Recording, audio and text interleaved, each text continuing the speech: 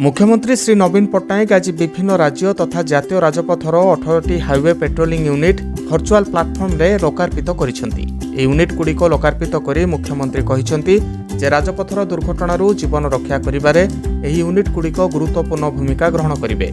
राजपथरे सड़क दुर्घटना जनित मृत्यु को नहीं उद्वेग प्रकाश करी मुख्यमंत्री कहिसेंती जे दुर्घटना कारणरू ओडिशारे प्रति वर्ष अनेक मूल्यवान जीवन चली जाउछि।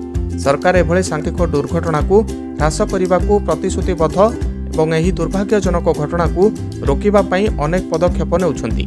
हाईवे पेट्रोलिंग प्रवर्तन घोषणा करी से कहिसेंती जे दुर्घटना पीड़िता को निकटस्थ डाक्तरखाना को नेबा एवं समय थाई जीवन रक्षा करिबारे गुरुत्वपूर्ण अटे।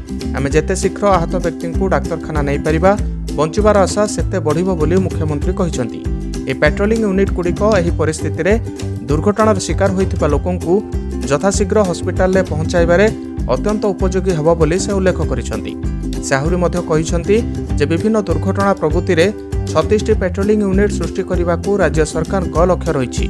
प्रथम पर्याय रे एही 18टी यूनिट्र कार्यकारिता एवं अभिज्ञता आमको परवर्ती कार्य एवं भविष्यत पदक्षेप पई मार्गदर्शन करिबो। विभिन्न सड़क सुरक्षा यंत्र एवं एहा सह जड़ित आईन उपरे ड्राइवर मानक पई अधिक संवेदनशील पदक्षेप आरंभ करने से अधिकारी मानकु कहिसेंती। अतिथि मानकु स्वागत करी कटक निकटस्थ मंगुली छकठारे उपस्थित थिबा मंत्री श्री दिव्यशंकर मिश्र कहिसेंती जे मूल्यवान मानव जीवन रक्षा पई मुख्यमंत्री सदा सर्वदा गुरुत्वारोप करिसेंती।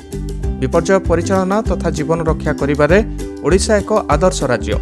हाईवे पेट्रोलिंग पई एही पदक्षेप होउछि एही दिगरे आउ एक गुरुत्वपूर्ण प्रयास बोली से कहिसेंती। डीजी पुलिस श्री अभय एही अवसर में धन्यवाद अर्पण करने सह मुख्यमंत्री सचिव तथा 5T सचिव यह कार्यक्रम को परिचालना करथिले। विभिन्न स्थान में विधायक माने मध्य उपस्थित रहिथिले। Bureau report Odia post.